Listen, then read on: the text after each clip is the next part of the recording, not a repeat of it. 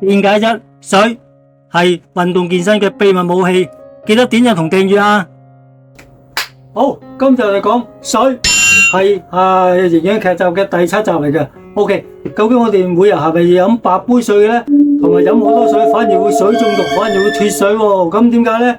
仲有飲冰水有冇害咧？同埋咧就喺個劇烈運動之後咧，多飲水反而有害嘅。咁點解咧？亦都帶出嚟嘅，仲有一件事，電解質同水好有關係。一陣會一次過講晒㗎。好，你好，我係 Victor， 歡迎到呢個偉大健身頻道。再重新講一次，今日講水同埋電解質，對我哋運動健身係一種秘密武器嚟㗎。好，再睇翻呢個嘅食物金字塔，由頂層到底層嘅，由第一層到第六層，上層少啲，上層最好冇啦，跟住少啲，多啲，多啲，多啲，再多啲。OK， 第一層咧就係嗰個零食啦。咁零食譬如糖果啊、雪糕啊、蛋糕啊，盡量唔好食啦。我遲啲會開個劇集專講嗰個糖果篇。好，第二層咧就係講呢個嘅脂肪同油啦。睇翻前視頻講過呢個嘅講脂肪嘅結構咧，同埋帶出嚟個減肥系列㗎啦。OK， 第三咧就係講呢個嘅蛋白質食多啲啦。譬如有啲雞肉啊、紅肉啊、雞肉啊、牛肉啊，同埋嗰啲雞蛋啊。睇翻前呢個講過蛋白質，你要帶翻蛋白粉嘅系列咯。OK， 第四咧就講呢個蔬菜水果食多啲好有益㗎。咁因為呢個蔬菜水果包括呢個礦物質啊、維他命同埋膳食纖維。第五咧就講呢個碳水化補血上係多，不過盡量控制啦，尤其澱粉啦。OK， 亦都包括有麵包啊、餅乾、飯啊呢啲啊。睇翻前呢個劇集講過呢個碳水化合物，講個糖嘅結構㗎啦。OK， 第六咧就係講今集嘅水。飲多啲，咁飲多啲有冇益嘅咧 ？OK， 未講之前咧，先講水嘅來源先啦。OK， 水大家都咁講噶啦，由水星、衛星帶啲冰撞落地球就產生水，係咪咧 ？NASA 今個月講咧就係話水咧其實應該係以前嘅太陽系唔係8大行星嘅，係10幾大行星，其中2個行星撞埋一個鹹水個淡水撞埋一齊，再產生一個月球。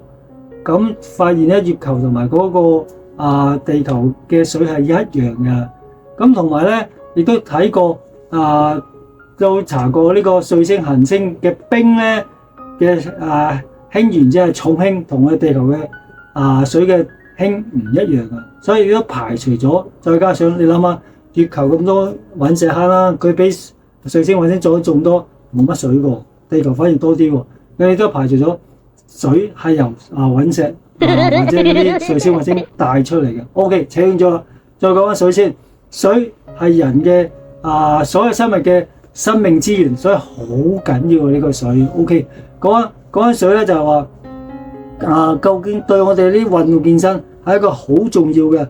好，同埋再講講就係話人嚟講咧係有70%嘅水係真定假㗎？而呢個嚟講咧，其實嗰啲唔係水，嗰啲叫液體。呢個液體咧。亦都有液態，包括啲咩血液啊、尿液啊，同埋聽頭先所講嘅電解質，佢全部都係水嚟嘅。嗰啲電解質就係嗰啲礦物質。呢個礦物質嗱，睇清楚呢個礦物質啦，一陣會再講㗎啦。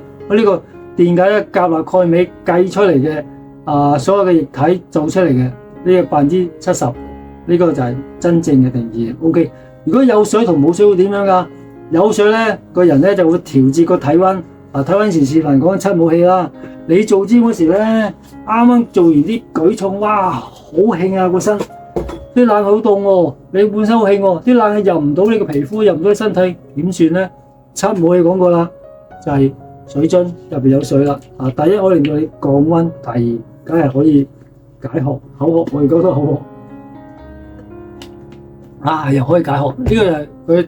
第一個點，第二咧，你啲裝位比較柔軟啲，可以保護你嘅關節啦。OK， 第三咧就話你個運動營養咧，即係你嗰啲營養係靠水嚟帶入你個細胞，唔好叫水咧，叫液體帶入你個細胞，令到你細胞有營養有水分，同埋咧亦都可以令到你排出嗰啲廢物，即係排毒啦。OK， 呢個就係有水情況之下，如果你冇水會點樣？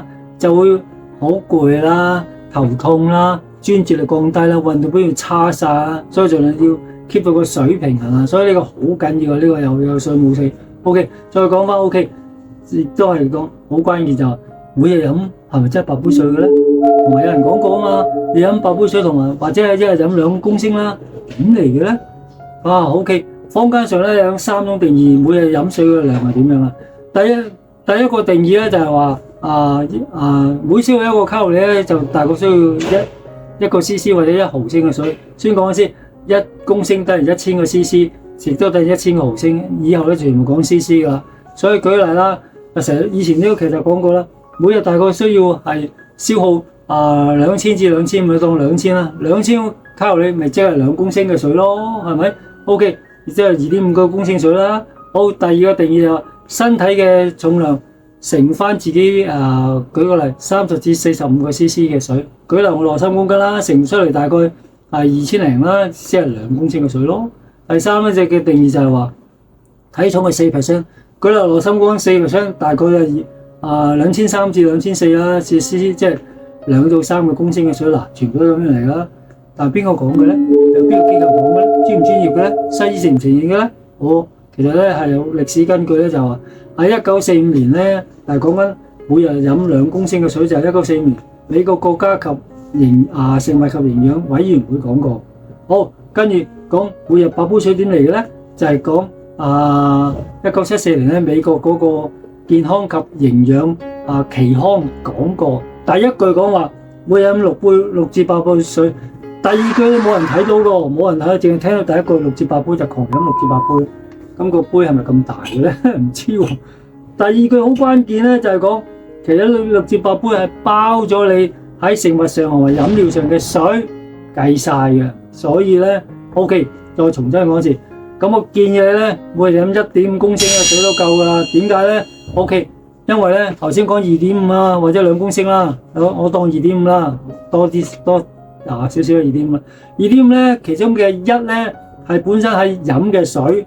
同埋啲自身產出嚟嘅水，好點樣飲嘅水咧？飲水定義咧，飲嘅水咧唔先講唔係水先嘅，好就係啲人有啲飲可樂啊、飲咖啡啊、飲茶啊、飲湯水啊，呢啲咧就係飲料嗰種計晒嘅，唔係計水嘅，唔係當水，但係有一種液態水嘅形狀。咁當然啦，梗係唔好飲咁多可樂啦，即係甜嘅啦。可樂又好，茶又好，咖啡又好，全部都嚟料飲幾多排幾多水冇益嘅。湯水咧有嘌呤嘅，所以大家要小心啲。OK 啊，咁呢啲就係飲出嚟嘅，唔係水嘅水。好，第二種咧就係你自己本身產生出嚟。舉例啦，你自己有葡萄糖啊嘛，你糖喺晒肌肉邊，葡萄糖嘅糖原同埋燃燒嘅脂肪產生能量咧，而產生出嘅水咧就大概係有300 CC。好，頭先講。所有飲料咧700 CC 加300 CC 係1公升咯，所以你其實只需要飲大概1.5公升。點解咁大概你計唔到嘅？點解咧？因為咧淨入淨出，你要排出去同埋飲入嚟嘅計出嚟2至2.5公升咧，因為你汗水大小二便計個水咧度唔到㗎，所以簡單啲主觀啲講句，你覺得口渴就飲啦。當然啦，冇人強逼你狂飲水㗎嘛。好。狂飲水係點樣嘅咧？好，再講先。呢當你做劇烈運動，點為之劇烈運動啊？睇翻以前嘅視頻嗰個大有運動嘅馬拉松其中一種啦。OK 啦，你都再睇翻我以前嘅減肥嚟講個高強度間歇訓練啦。好，再睇翻以前做 gym 咧，或者而家你見人做 gym 跳aerobic跳成個鐘頭嘅，或者喺個室內單車踩成個鐘頭嘅，出晒好多汗。嗱，聽清楚，出好多汗，啲人咧就即刻狂飲水啦。咁係唔啱嘅，點解咧？你狂飲水就沖走晒你嘅電解質。好，先講咩叫電解質？電解質就帶電嘅礦物質。以前礦物質講過啦，有金屬嗰啲咧就叫礦物質啦。所以礦物質嗰啲全部金屬嘢嚟。呢啲係帶電嘅，呢啲帶電嘅咧，有以前講過鉀、鈉、鈣、鎂啊。如果電解質嚟講，通常以6樣嘅鉀、鈉、鈣、鎂、磷同埋嗰個氯。聽清楚，氯化鈉就好清楚係鹽嚟噶嘛 ，NaCl 啊、sodium chloride 呢啲鹽嚟噶，呢啲就好清楚嘅電解質。帶電即係整到即係可以通過電噶，咁啊 OK。電解質係咩作用啊？電解質就可以俾電能你，俾能量好似個power個泵啊，刺激你邊樣啊？心、肌肉同埋嗰個細胞。呢個能量。好，心咧大家好清楚啦，係咪有啲急救嗰時就話心臟起搏器啊，嗱就刺激啦 ，OK 啦。一陣就講鉀就係呢樣嘢啦。好，第二咧就係個肌肉，你練肌肉又係都講鉀㗎。咁啲肌肉咧，我見到啲叫肌肉電擊法，呢啲肌肉點解好犀利，用電嚟刺激你舉得重啲。OK， 咁第二呢啲嘅嘢就好清楚，呢個大電嘅。好，再講翻先。如果你經過劇烈運動之後狂飲水咧，就會沖走晒呢啲電解質鉀啦。OK， 電解質鉀啦喺個細胞扮演咩角色啊？好，你用電解質呢個細胞咧，你啲水同埋營養入細胞係靠電同埋靠呢個電解質嘅鉀同埋鈉做一個泵帶出帶入，所以咧有時鈉入就鉀出，鉀出就鈉入，靠呢兩個鉀鈉平衡走出嚟噶。所以以前都講過啊嘛，鉀鈉係世仇，你唔好互相存在噶嘛，即係你入我出，你出我入，帶一個呢個咁嘅出入之下，令到佢泵啲液體、水分、營養俾你個細胞，你先有力量㗎。大家清楚啦。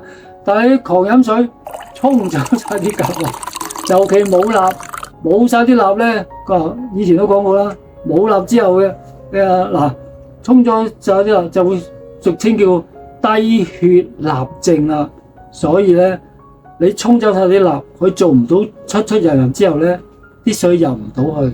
就係脫水啦，所以飲得多水反而會脫水啦，做唔到呢個電解質嘅功能出入水分同埋個營養啊，咁咧就會產生乜嘢頭暈啦、頭痛啦、心悸跳啦、冇力啦，乜都齊晒啦。頭先所講要求嘅全部齊晒啦，心臟有事啦，心臟嗰啲乜齊晒，尤其再加上呢個令到你個腦水腫啊，即係令到你個腦腫啊，即係嗰個腦水會腫啊，所以就比較危險，所以啲人好中意咧就跑咁上下就飲鹽水，鹽水就係氯化鈉啦，就係呢樣嘢啦。OK， 頭先講過呢個低血鈉症，亦都講，因為佢唔係淨係沖走啲鈉，亦都沖走啲鉀，鉀好緊要啊，鉀通電刺激個心臟就係靠嗰啲鉀噶。咁呢個冇鉀之下咧，你就會產生心跳、心血乜都齊晒啦，同埋都係講就係話。因為如果儲存形式嚟講咧，依先教鈣鎂、鈉、鈣、鎂呢三樣嘢咧，電解質咧，佢可以儲存喺嗰啲器官或者嗰啲骨骼或者嗰啲其他嘅血液嗰邊。但係鉀就唔可以，鉀咧佢要 keep 住你個肌原你嗰個糖原啊，即係肌肉入邊細胞入邊嗰啲葡萄糖，所以只係幫手去 keep。但係如果你揾啲生酮飲食，盡量降低啲碳水化合物咧，咁即係葡萄糖唔需要咁多鉀啦，咁啲鉀就會流走啦。所以嗰啲生酮飲食、低碳飲食嗰啲小心啲，要補充翻多啲鉀啦。OK， 再補鉀補鈉都好簡單啲啦。如果我真係劇烈運動之後咧，點飲咧？咁唔好賣廣告啦，即係話咧，通常譬如舉個例飲啲寶礦力啦，嗱寶礦力 OK， 寶礦力有兩種啊。一種呢種同呢種呢個叫離子寶礦力，呢種同呢種嘅比較，呢個糖分多啲，糖分少啲。OK， 好，睇翻呢個寶礦力呢個表咧就係好清楚，500毫克咧，500毫升咧，大概有49個 gram 鈉嘅。好，同埋再補充多次，頭先嗰個咧電解值最高咧，睇翻呢個表咧就氯化鈉係最高嘅。所以你睇翻呢個嘅寶礦力睇見咧。佢嗰個鈉同埋嗰個氯嗰個電解值幾高，一個21，一個16㗎，所以就一個講實。如果你真係要補充翻咧，飲翻啲呢啲有電解質嘅水啦，會好啲，或者簡單啲飲鹽水咯。呢個令到你嗰個能量會補充翻。好，大家清楚明白，唔好你脫水，你即係嘅之後狂飲水啦。OK， 好，再講翻跳到下一個就係話。飲冰水有冇害咧？冰水嚟講咧，以中醫角度咧，因為你寒邪入去咧，對個腸胃消化、脾胃有問題嘅，呢個就係中醫角度。西醫角度咧就係話覺得冇問題嘅，尤其啲婦科講過，你飲咗之後咧，令到你血管收縮，你經血會少啲，會好啲嘅。咁同埋有啲人飲冰水冇嘢，所以咧就一啲人就睇你自己清楚。喺個西歐美日嚟講，飲冰水覺得冇嘢㗎。咁中國人嚟講，舉個例，好似大長今講過。朝頭早起身千祈唔好飲冰水，係有毒㗎，所以中西醫又唔同。視乎你覺得自己飲冰水有冇問題，大家清唔清楚 ？OK 啦，好，再補充翻少少啦，就係瞓之前咧就唔會飲水啦，會嚟啊，大家明白啦。同埋再補充翻一啲冷知識，就係話，當你皮膚乾咗，唔係因為水問題嘅，係因為冇咗維他命 A。睇翻以前劇集講話冇維他命 A， 同埋咧就話佢唔係淨係缺塵嘅。咁同埋啲關節頭先講嘅水噶嘛，其實實際係啲脂肪係啲油保護啫，所以咧就要好清楚。同埋頭先你皮膚咧頭先講啦，你乾旱咧係因為你缺咗油，唔係缺咗水。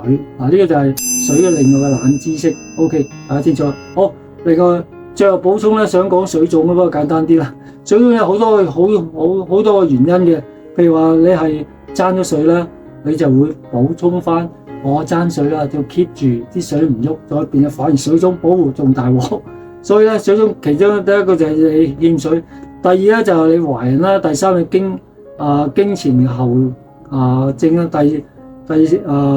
第五咧你就冇做嗰個運動啦，即係第四啊唔記得講，你成日掛住坐，成日掛住企就會水腫啦。好，第六咧就係你重口味，成日食啲鹹嘢。第七咧就係食好多鹽，令到你水腫。第八咧就係話你蛋白質前講過啦，你蛋白質少 keep 唔到啲水就會水腫。好，第九咧就係有病。第十咧就係你自己又唔係點樣。OK， 呢個就水腫原因啊。OK， 好，最後講飲水咧就唔好飲太快。盡量係大概係30 cc 咁上下啦。同埋咧就係飲水咧1個鐘頭唔好超過1公升得噶啦。OK。咁下一集咧就係講二頭肌，講翻健身噶啦。OK， 希望大家分享呢個俾你親戚朋友啦，做得幾辛苦啦，姿勢好多資料要統積晒，又要擴估晒，幾辛苦下嘅。大家俾個讚我啦，最緊要梗係訂閱啦，尤其左下個兩個訂閱咯，尤其右下嗰個訂閱更新咯。OK， 下一集見。OK，拜。